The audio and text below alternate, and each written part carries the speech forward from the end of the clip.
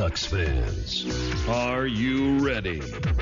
You are listening to the DucksNPucks podcast with your hosts, Mike Walters and Eddie Jones. This is the #1 home for Anaheim Ducks talk and analysis. Here we go. All right, welcome back to the DucksNPucks podcast, the show where we analyze the Ducks for you. And this week was a crazy week, Eddie. We had the Ducks playing the Kings, the Wild, had a game getting canceled, a snowstorm, had a big trade with Garbutt coming to the Ducks, and all kinds of news going on. So we'll get you caught up on everything, the injuries, and a bunch of other info regarding the Ducks. And we'll start with the home game against the Kings, Eddie. This was a game that the Ducks ended up losing 3-1 3-2, with a little bit of controversy in this one with a goal that wasn't allowed. But the Ducks got down 3-1 in the second period and tried to rally, but couldn't do it. They got one in the third, but ended up losing 3-2. Yeah, and it was the first time we'd played the Kings all season, which was, something we're not really used to. We're used to facing them a couple times before now, but it was a typical Ducks-Kings game. It was physical, gritty at some times, and typical as the Ducks, a really, really poor second period.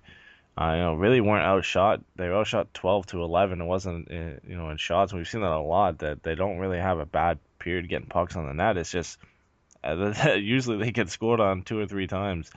And in this case, it lost them the game. Like you said, though, they came out strong in the third period, which we've seen as of late, which is reminiscent of last year.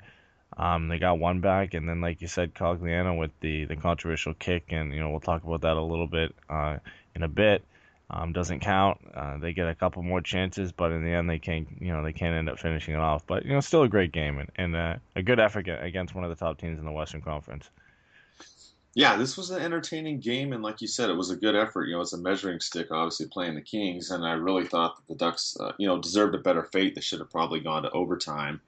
One of the good things was Perron came in on this game, and he ended up getting, for his first game as a Duck, he ended up getting a goal, and we'll talk about the other games as well. He's come in and played well, and I guess the interesting part of this game, Eddie, was the third period. We saw all the lines get changed. Everything was switched around, and it seemed to work, and we'll talk about it more, but these line combinations is what Boudreau has rolled with since that game, or that period, actually. Yeah, and it's something we've never seen in the fact that Patrick Moon is now centering the makeshift second line with Perry and Raquel, which is, I doubt something he's really ever done in his professional career. Maybe in his career in general is centering playing center on a big line. And we've got Stewart and the new guy, David Perron, with Getzlaf. And the Kessler line hasn't changed too much, as we've seen Cogliano play with Kessler and Silfverberg before. And it just worked. It worked in this period of the game. They had the game tying goal, which was disallowed for a kick, and they outshot them 16-7. They had a lot of jump, and the lines continued into the next 2 games, which they ultimately ended up getting wins in. So I could expect in the game coming up against Boston that we'd see these lines again. Yeah, I think so for sure. And we'll talk a little bit more about the lines later on in the show. We've got some questions from some of the fans that we'll address. The other big issue in this game was the no-goal call, which, everybody was really irritated during the game when it happened. And I wasn't in my normal seat. I was actually on the other side of the arena for this game, so I didn't get to see the play up close like I normally did. And at the game, it looked like a good play. Going home and reviewing the replay, you could tell that he had turned his foot and directed his foot towards the net, and that's why the goal was disallowed, which I don't have a problem with that on this particular play, according to the rule, Eddie, the way that it's stated. What's frustrating, though, is when you have another player by the name of Crosby that does something similar earlier in the same day, and that goal is allowed. And I understand the explanation of why that one was and one wasn't. They were talking about Crosby's goal and saying how he doesn't turn his foot and angle it as the puck comes towards him.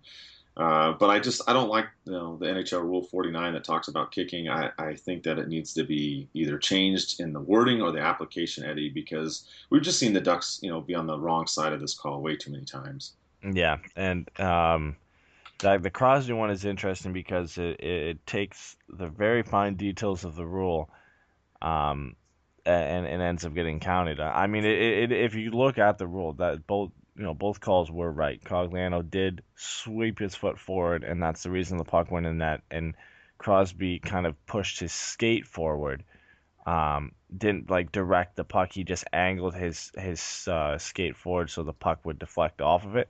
And by the definition of the rule, that those are two good calls. But I think honestly, the rule is kind of outdated. I mean, I don't have a problem with a guy if he can get it into the net by kicking it in the net. I don't have a problem with it. I don't see how it's unfair or it's going to ruin the game. I mean, I understand not being able to punch the puck in, not being able to throw it. I mean, in the case of Andrew Shaw in the playoffs, not being able to head the puck in. But I don't see an issue with kicking it in. I mean, I'm sure the rule will hopefully eventually get reviewed, but I've heard nothing on the case.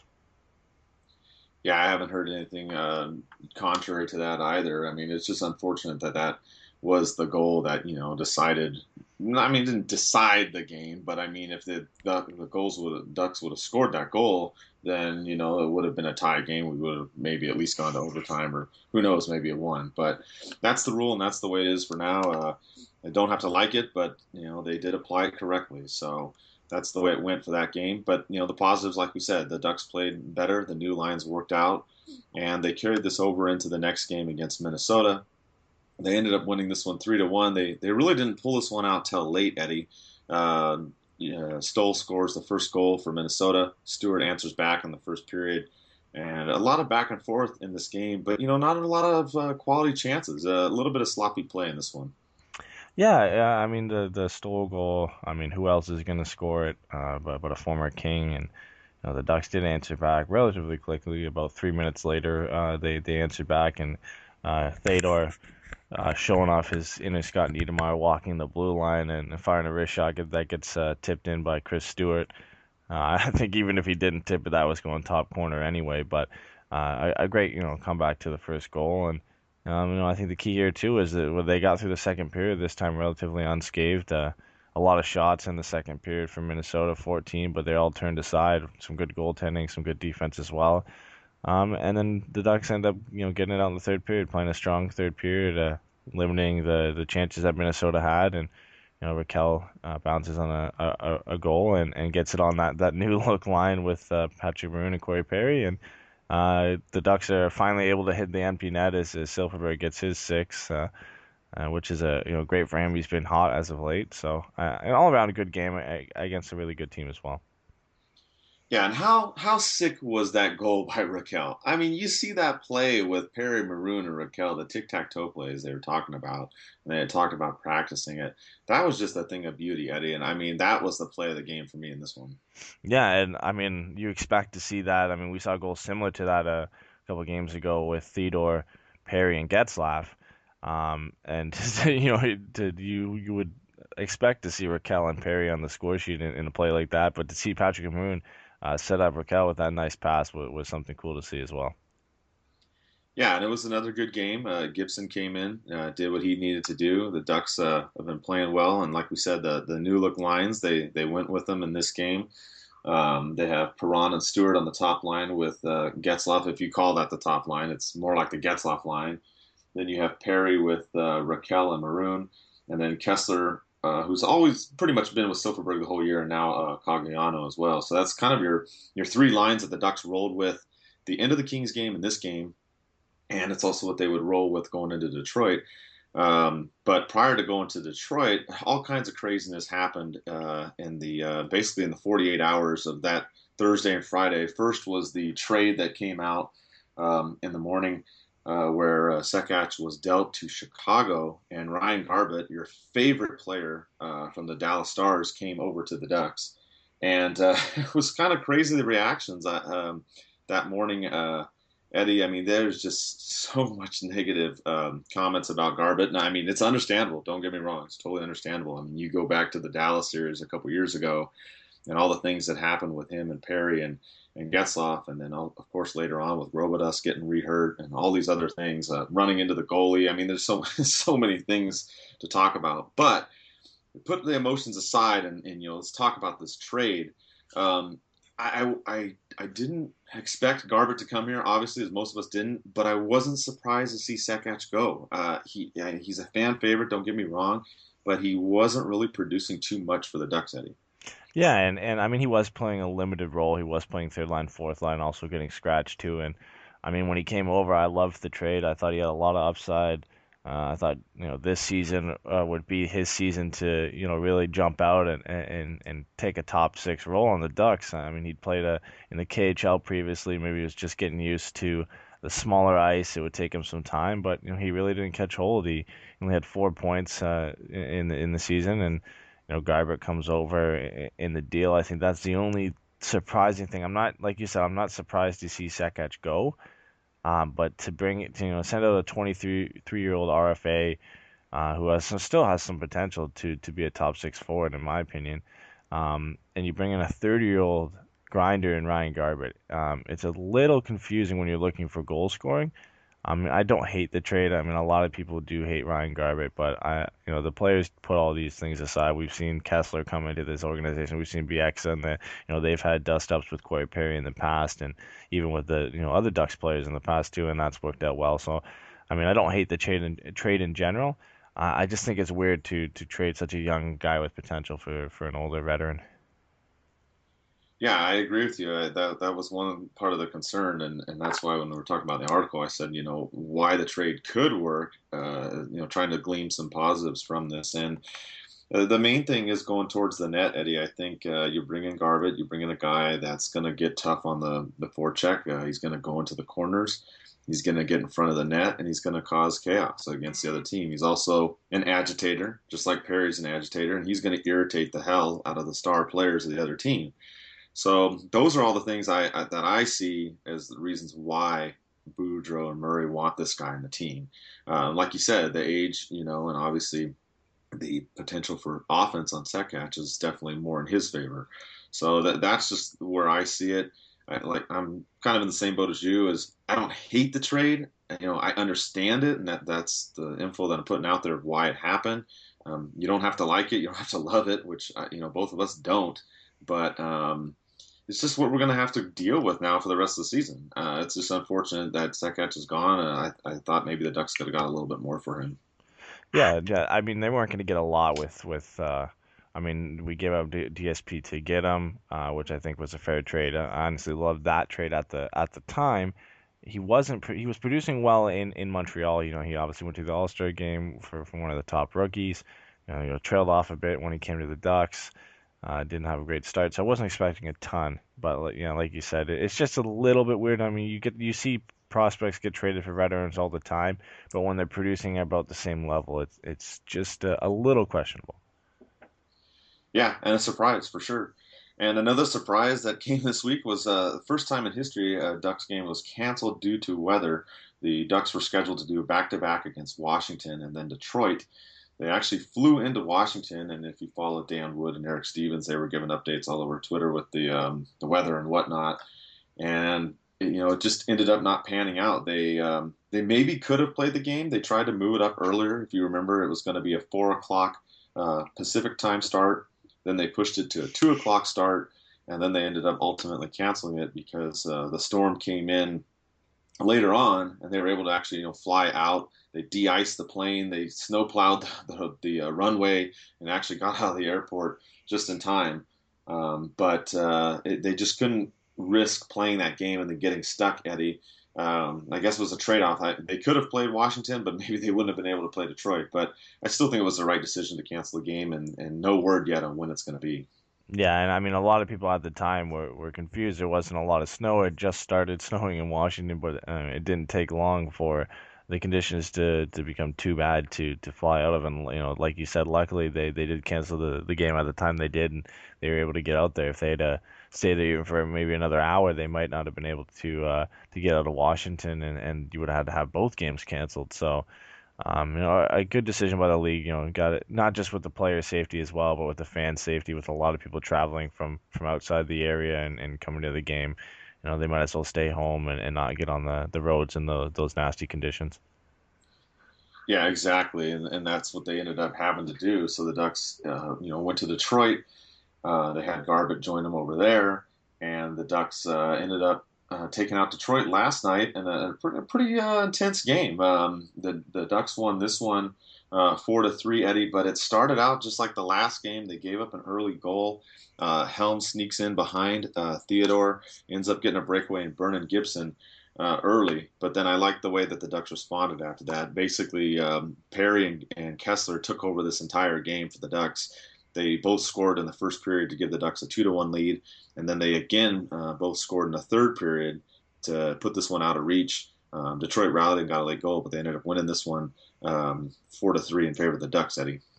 Yeah, and I mean, I think this is the first game that we've seen Shea Theodore actually look like a rookie out there.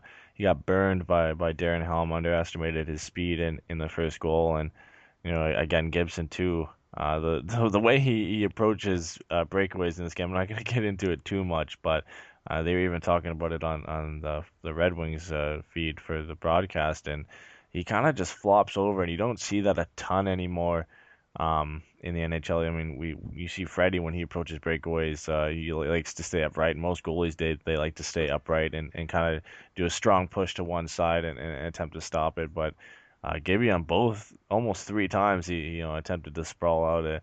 You don't see it work too often. Didn't work on this play either. But a strong pushback in the first period too. They kind of woke up after that first goal. I mean, reminiscent to the last time they played Detroit, and Kessler, that new look line with Cogliano and Kessler's line looked really good. Kessler ended up grabbing the goal. Perry gets a goal to finish out the first period. You move into the second period again. A little bit of a sloppy play in the second period. Theodore made a couple more mistakes. He was on the ice for the Thomas Jurko goal. You can't really fault him. Lindholm got caught behind the play. He was down on the ice. Couldn't get up and play back, so Theodore was back with Getzlaf. He did the right thing to go over and support Getzlaf, who's the forward. Fortunately, it was a 3-on-2. Jurko was away and got a breakaway. And again, not much Gibson can do on that play.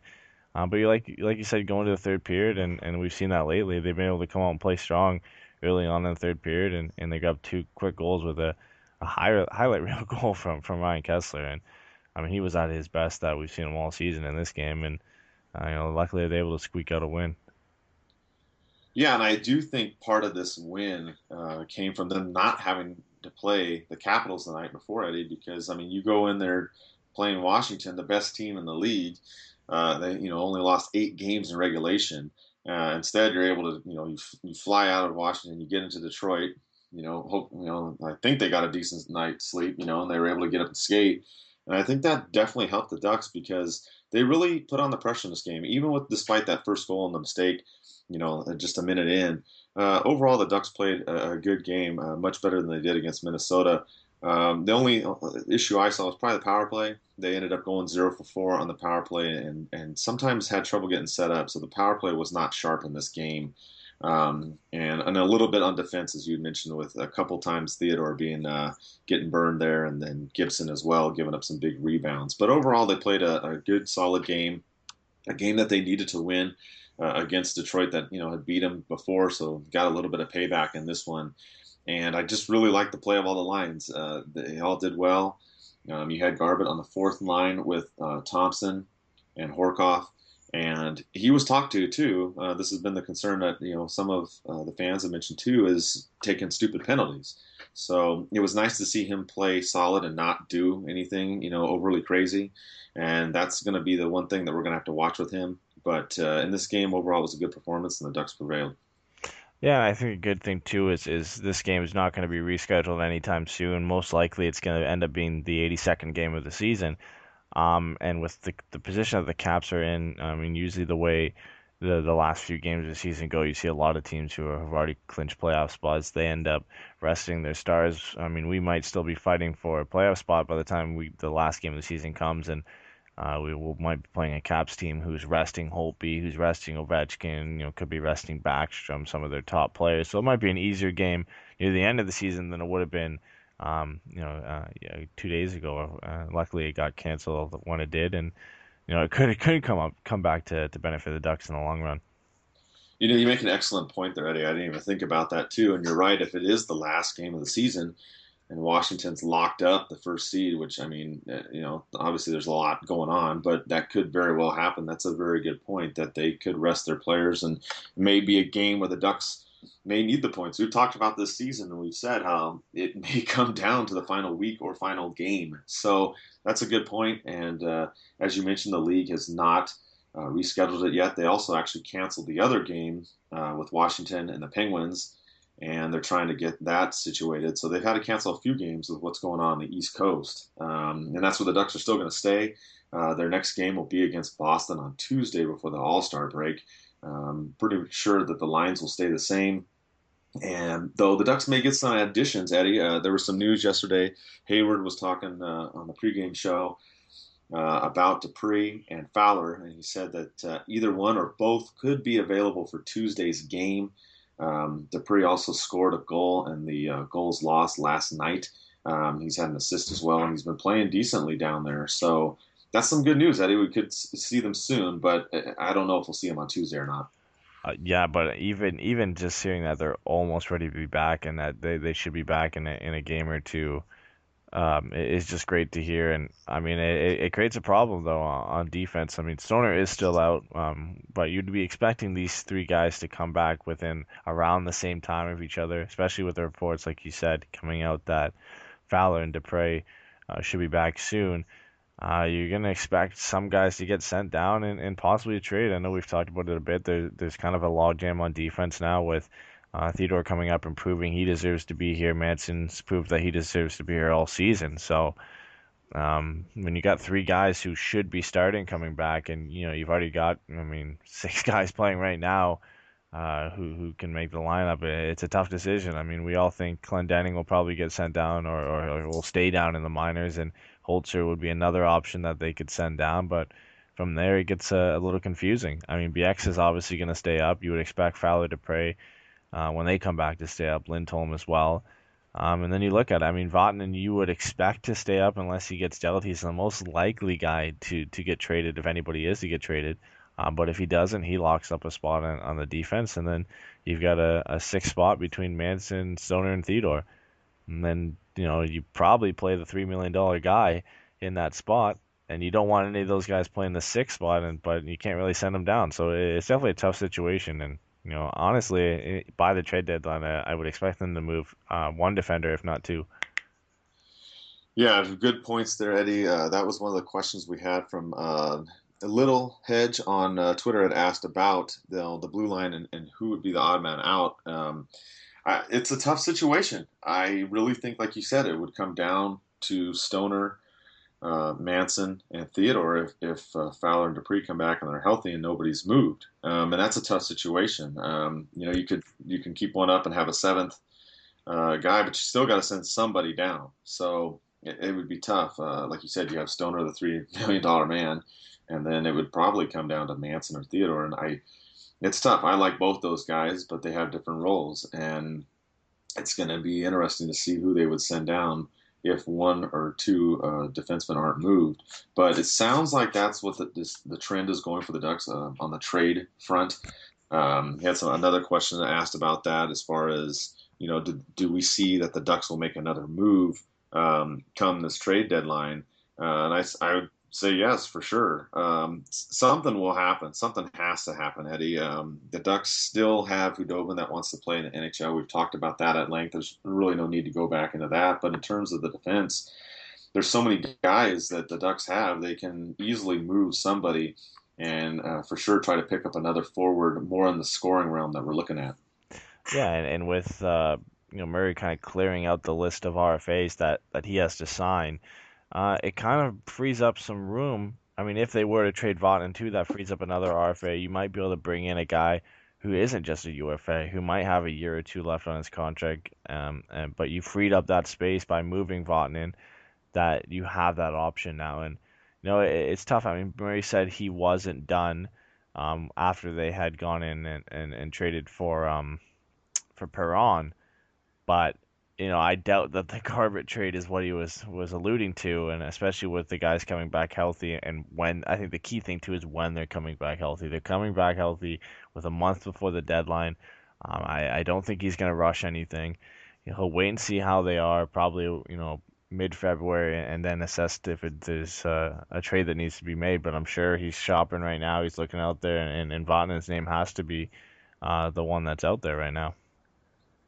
Yeah, and we've heard that name a lot, with the Druin word out there, which we'll talk about the Druin saga a little bit later in the show. But he could be one that's going to be out there. And the issue comes down to the RFAs that we have to consider. That's what Alexander asked us about is, will the Ducks be able to sign all the RFAs? And the main ones you have right now are Raquel, Vatanen, Anderson, and Lindholm. You have to re-sign all those if you can. But if there's one that you can't, if there's an odd man out of that group, it could be Anderson or it could be Vatanen. That's my take on it. I really think the Ducks keep Anderson and try to trade Hudobin.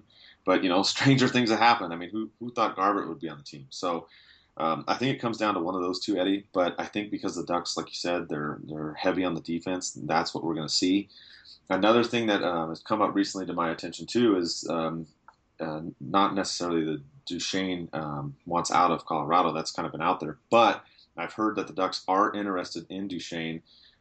There's been no formal offer or anything like that I've heard, but I just know that there's interest there. So keep your eyes out on Duchesne. He may get moved out of Colorado and may not be the Ducks, but I'm just saying keep your eye on it. There is some interest there. So there's a little bit of updates on that, Eddie, as far as what trade news is out there. Yeah, and that's a tough deal to make. I mean, they're actually back in a playoff spot right now, which makes that deal even harder. Also, the fact that Duchesne is on $6 million a year until 2019, 2020, that's a tough deal for a team like Anaheim, who has to sign all these players and already has three guys over that $6 million range. It would be a great trade, no doubt, and him playing top 6 minutes with the Ducks would be, would definitely help our goal scoring. But I think the fact that now they're back in a playoff spot, the rumors on Duchesne have cooled. A lot of them were coming out when they were struggling, not just a month ago. So I think he will stay in Colorado, but he's definitely a guy the Ducks will be looking at just to test if he's available. Yeah, I don't know if anything will actually come of it. It's just the word that I got from a team source that they're looking at him. So they'll have to see. Because like you said, it's going to have to be a substantial type of deal for that to go down. So, but, we never know with Murray. You just don't know what he's going to do. So we're going to have to keep our ears to the ground here for the next month until the trade deadline and see what happens. Some other questions we had another one from Raymond. He asked about Jakob Silfverberg and how well he's played, and he's also asked about the new line combinations.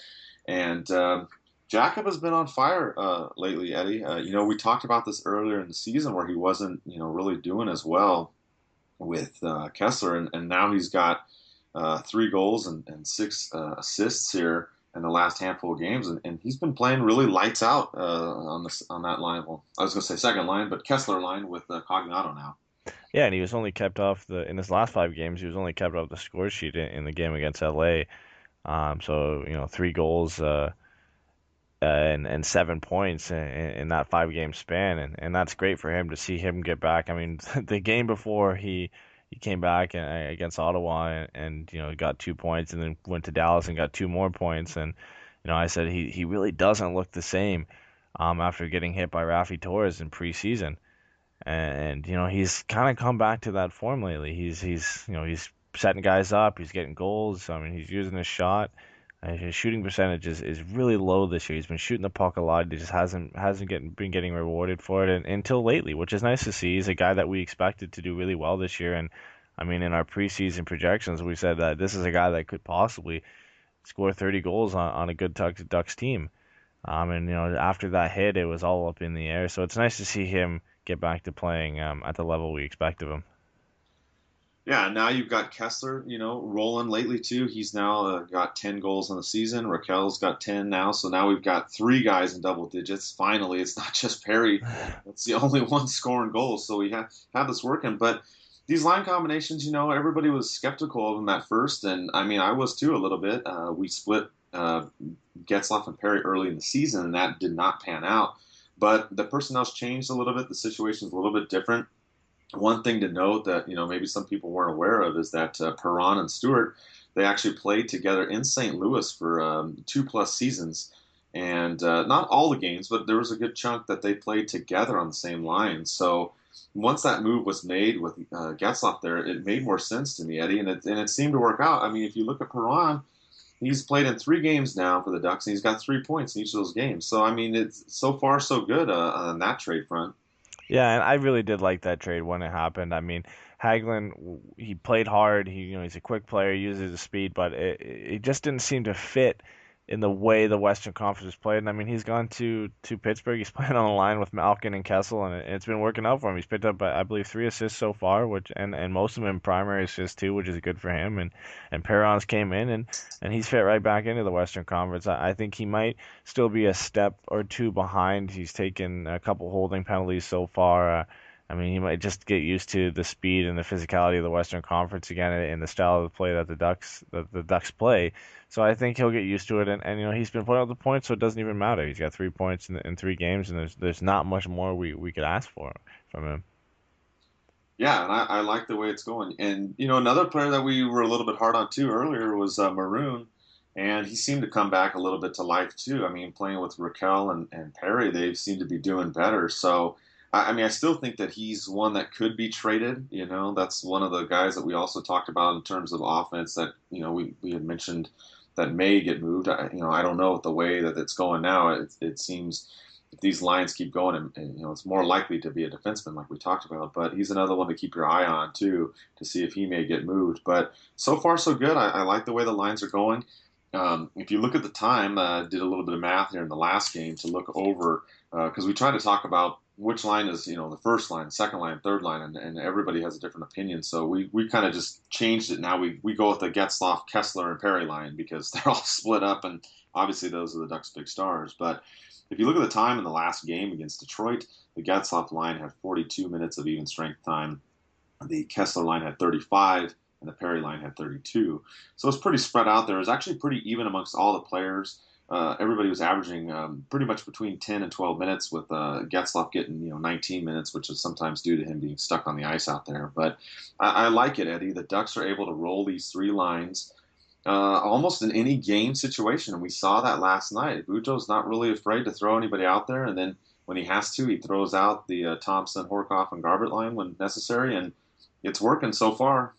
Yeah, and there's a little of everything on each line. I mean, Perry and Maroon are big physical forwards, and they'll go hard in the forecheck, and there's skill on that line too with Raquel and Perry, and Maroon's the type of player who benefits from playing with skilled guys. I mean, he's similar to how Dustin Penner played when he played on the top line in Anaheim, and he'll fight. He made a really nice assist on the goal a couple nights ago, and I think that line's been working out, and then the same with the Getzlaf line as well. You got Stewart and Getzlaf and even Perron who'll throw their body around, and Getzlaf and Perron are some more skilled guys. Stewart still has a pretty good shot. He's got 7 goals on the season as well, and the same thing again with the Kessler, Cogliano, Silfverberg line. A little bit more speed on that line. But Kessler's a big guy. He'll throw his body around. Cogliano's a good defensive forward, and so is Silfverberg. So I like the combination of those 3 lines. I think the only thing I don't really like is Maroon right now is taking faceoffs on that second line, or I guess that makeshift second line. He's taking faceoffs. So I don't really. I think that could be something they could work out. I don't think they want Raquel to change up his play. They don't want to throw him in center and give him a bunch more responsibility. So I understand the move. It's just a little bit confusing to see a winger taking faceoffs right now. And I think the other thing too is a lot of people, everybody knows it this season, but Getzlaf has to shoot the puck a lot more. He found himself in a great position in the game against Detroit, and he threw it in the middle to, I believe, Perron, and he was covered by 2 Detroit players, and the play kind of fizzled out. So that's something he's got to work on as well. Yeah, shoot the puck. Saying, everyone's saying that. You hear it at the game, shoot the puck. Everyone's getting all crazy, especially up in the 400s, where we get a little rowdy once in a while. But yeah, that's definitely something that Getzlaf can do is shoot it a little bit more. But having Stewart and Perron definitely help because they both go towards the net too as well. So it kind of balances out a little bit. But like you said, yeah, him shooting it more always will help out. We also talked about some stats here, and we looked up some things to go over to kind of compare some stuff about the Ducks and how they've been doing. The Ducks now are scoring 2.02 goals per game on season, which if you follow the Ducks this season, it's been tough for us to score. Eddie and I looked up some stats before the show, and we talked about this, and we go back to the first 10 games. I know you don't want to remember the first 10 games, but we just want to kind of give you a comparison. The first 10 games, the Ducks only scored 10 goals. So, if my math's correct, that's a goal a game. So that's how they did, and they had 5 shutouts. So that didn't help them as well. So the flip side is we look at the last 10, Eddie, and you were doing some of these stats and everything. The Ducks have been on a roll. 27 goals in the last 10 games for 2.7 average. They've really turned it around, Eddie. Yeah, and I mean, you look at the teams above them, and it's the Blackhawks, the Capitals, the Stars in those last 10 games. And those are teams you're really not going to score more goals than them. And the Blackhawks had won 12 games in a row. The Capitals have been good all season. They've been scoring goals. The Stars, they score goals at will. So, I mean, they've been around the top 5 in the last 10 games in goals for. That first 10 game stretch where they went 1-7-2 set them back massively. I mean, 1 goal per game and is just awful. And even in the middle stretch between them, they weren't scoring goals. But lately, it seemed to pick up. I mean, I still think they do need to go out and grab another goal scorer to even out the lineup. But yeah, it's been a lot better. I mean, they've been scoring. They've had a lot of games over 4 goals per game, and even over 3 as well, which is something they need to get going. Finally, getting above 2 is a step in the right direction. They still are in the bottom in the league by a fair amount. They have 2.02, like you said, and the next lowest is the Sabres at 2.23 per game. So they've got a little ways to go, but I think with the way they've been playing lately and like we said, the new look lines, I think they have a good chance at finally consistently scoring goals. Yeah, I agree, and I mean I'm really excited for the second half of the season. I really think that the things that have gone on the last couple of weeks have really improved. It's still going to be a dogfight, like we said, till the end, because right now, as we record this, the Ducks are behind Arizona by 2 points. The Ducks do have a game in hand. But it's all bottlenecks, still with everybody behind the Kings, obviously. So we're going to have to see. But some other good stats, too. The first 10 games, the Ducks only had 10 goals. Since then, they've had 85 goals, and they've averaged 2.36 over that time. Still not great, but, obviously much better than doing the 1 goal a game back in October. And if you look at the Ducks' record since that first 10 games, Eddie, 20, 11, and 5. Nothing to, be upset about there. Yeah, it's tough to rebound from that start. I mean, I remember when we were doing the podcast when at the end of that 10-game stretch and saying they're going to need to play really good hockey to get back into the playoff race. And I mean, we've been lucky that the Pacific Division has been so poor. But that's a great record since that poor start. That's a great way to rebound and get back into a playoff spot. And it was such a tough stretch. I mean, there was a couple games in there where you think, they could have got this. They lost in a shootout to Vancouver. They lost in overtime to Chicago. They lost to St. Louis with that bad bounce that came off the boards and hit Freddie in the back and went in. I mean, just so many unlucky bounces and just poor play, like you say, getting shut out 5 times in that 10-game stretch it's just a great way to rebound. And they've continued it here with 2 wins in a row now, and hopefully they'll be able to make a push and lock up that playoff spot. Yeah, I agree. And if you look at a lot of the games, the homestand in these last games, the Ducks really haven't had a terrible game going back to like the first 10, other than the one against Toronto, which I mean we all remember what great officiating was involved in that game. But I mean, really, if you look at it, they've played solid hockey like 95% of the time in terms of overall play. I mean, obviously they still have some slumps in the second periods that we've talked about, which has been an issue for them. That's still been kind of a concern. But other than that, Eddie, you have to really like the way that they're doing things overall, and it's going to be exciting to watch the Ducks down the stretch here. Yeah, I mean, the defensive game has been strong all season. Offense is finally starting to come on. Power play is better. PK is still good. I mean, everything seems to be clicking. Hopefully we'll see a couple moves made maybe to make the offense more consistent. But we'll have to wait and see. I mean, the deadline's coming up. Yeah, and to kind of wrap up on the trade and some NHL news too, we had the Druin saga. It still continues in Tampa Bay, Eddie. He ended up not going to the AHL game at Syracuse and playing, and then the agent issued that long letter talking about that a trade might be coming, and it's in the best interest of his client to be rested. And then you have Yzerman coming out saying that that's not true, and I mean this thing is just a complete mess. I'm kind of curious what your thoughts are on it, and what do you think about the situation? Well, if anybody didn't believe that he played his last game as a Tampa Bay Lightning before, I think it's a little bit obvious now. He won't. Seems like he won't be playing a game with Syracuse or Tampa Bay until he's moved. Just an awkward situation for a guy who really has no leverage other than him. I think that's the reason why he's not playing. I mean, other than him sitting out games, he has no leverage. He's a 20-year-old. He's on an entry-level contract.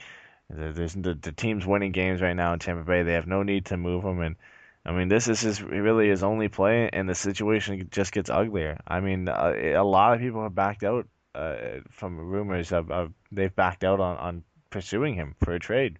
It just doesn't look good on a young player. I mean it's reminiscent of Eric Lindros asking for a trade out of Quebec. I mean, obviously he was a better player at the time, and a lot of people were looking for him, and the Flyers ended up giving up a lot to get him. But the way he's asking out of a trade and refusing to play, it's just something you don't see often, especially from a young player.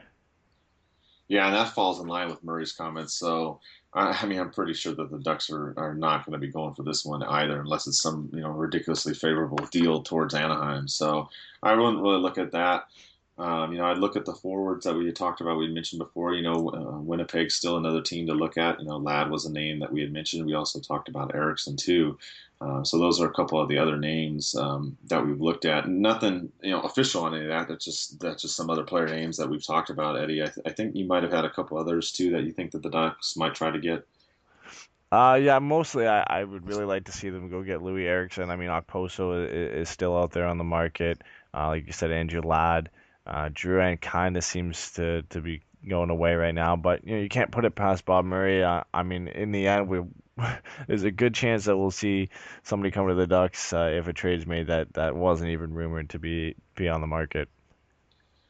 Yeah, you're right. That's what he talked about too in his other interview. He said, there's players out there on the market that it's known that they're out on the market, but he goes, there's also players that they're looking at that aren't necessarily on the market. So we got surprised this last week with Garbett. So I would just, keep your eyes open. We'll see what happens because there could be somebody coming that's not even mentioned at all out there, whether it's a rumor or a credible source or anything. So that's what kind of makes this next month a little crazy, I know, for a lot of the fans, because we'll have to wait till the 29th deadline, which, by the way, some it kind of goes into our updates for the website and whatnot. We'll be doing some updates that day for you. I actually got the day off from work again, and we're not sure exactly what we're going to do, but we're going to do a lot of stuff on that day to keep you updated, kind of like we did last year with articles and whatnot. So when the trades come out, if there are any trades that day, I mean, for the Ducks, that is, and we'll talk about the NHL in general too a little bit that day, but we'll have some of that going for you guys. We have watch parties coming back. January was a crazy month with the homestand. There wasn't really a lot of road games where the El Ranchito restaurant was available, but we will be back there in Orange coming up here on the 4th. And I put a event notification up on the Facebook page. It's the facebook.com/DucksNPucks blog page. So you can go on there, you can sign up for the event. It's got the address and all the info on there, and I'll post it out in some more of the groups and stuff later on. Also trying some new things, connected the Twitter account to the Facebook account now, because I know some of you don't like Twitter, and I totally get it. So we can add that on there, and you can look and see that there's updates, and you can see what's going on. So there's some updates there coming up on the website and the blog and whatnot. And really, the only other news coming up, Eddie, is the All-Star game. There was that was another thing with a whole bunch of drama as well with the whole John Scott situation. So this gets moved around. The trade happens. He's out of the All-Star game now. He's in the All-Star game, and I don't know. The NHL, it sounds like, was just trying to cover up the whole mess there, Eddie.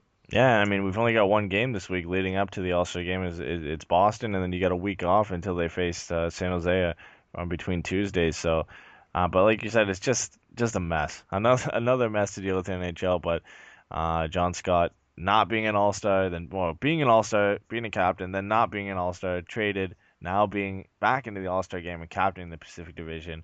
And he's also wearing a generic jersey, what is generic that? All-Star jersey, because he is technically not on an NHL roster right now. So if he's a captain of the Pacific Division, he can't wear a Coyotes jersey because he's not part of the organization. He's technically not part of the Montreal team right now, so he can't wear a Montreal jersey, and that would also, I guess, negate him from being Pacific Division captain. So, and he's not going to wear a St. John's Ice Caps jersey. So, I understand it, and it's not to make him stand out, but unfortunately, that's what it's going to do if he wasn't already going to stand out anyway. Now he's just wearing a generic All-Star jersey, and he's going to kind of stand out from the pack. But I mean, I'm glad he's back in. I think this whole thing has been a joke to begin with the fan voting. I doubt they're going to do it again. But yeah, I mean, just even the people who voted for him too, it's on them as well. I mean, you can't blame the NHL solely for having fan voting. A lot of people made this joke, and it kind of took on from there, and it's unfortunate that it turned into that. Yeah, I agree with you. I mean, yeah, you got to look at the league for putting it out there too, but you got to look at the fans out there that thought it was so funny to put him in there and then cause all this drama. So I expect the voting to definitely be changed next year, whether or not they'll either not allow fan voting or maybe they'll allow it but limit it to certain players. That's something that, it's just my opinion. That's what I would do, because you still want to have some fan involvement, Eddie. I think a good compromise might be that you let them vote, but you only put it on a certain window if you're going to do it like this whole captain thing like they did, unless, of course, they change it and they go back to the whole regular thing. I don't know, but something's got to change for sure, Eddie. Yeah, well, the fan voting was good in the fact that, they ended up voting Yager in. If you had done the system as in voting by off a list and by players based on points, then maybe you don't see a guy like Yager get in because he is having a good season, but he probably wouldn't have been on the list of top scorers in the Atlantic Division. So it's nice to see him get in there. I think he deserves it. He's 43. It's cool to see him go to an All-Star game. But then, like you said, it opens it up to people voting in John Scott, and I mean, yeah, it's a tough situation. There's benefits for having fan voting, and then there's cons as well. Yeah, and then luckily you and I don't have to figure that out. Yeah, exactly. That's the league to decide. But yeah, I mean, they're going to have to do something to get this situation resolved. Other than that, the only other thing that's been going on lately is I also help out, co-own now the Puck Network. .com and looking to build up stuff for other websites and whatnot to cover other teams as well. So if you're a fan listening and maybe you're not just a Ducks fan, maybe you're a fan of other teams as well and you want to try to maybe do something with writing or social media, just drop me a line at mike@dnphockey.com and we'll try to get you going on that. Or if you want to do stuff with the Ducks too, of course, that's our number one. So we'll always be doing stuff for Anaheim. With that, we may or may not be back next week. We'll have to see what happens kind of during the week. There's only really one game to cover, but we may be back, Eddie, with Murray. You just don't know what's going to happen. He may pull a rabbit out of the hat during the All-Star weekend. Yeah, well, knowing our luck, it'll be right after we finish recording the podcast. So. Yes, which that has happened to us a couple times this year. But with that, we thank you for all your support and the fan questions. And we'll be back, if not next week, obviously shortly after anything big happens with the Ducks. And let's go Ducks.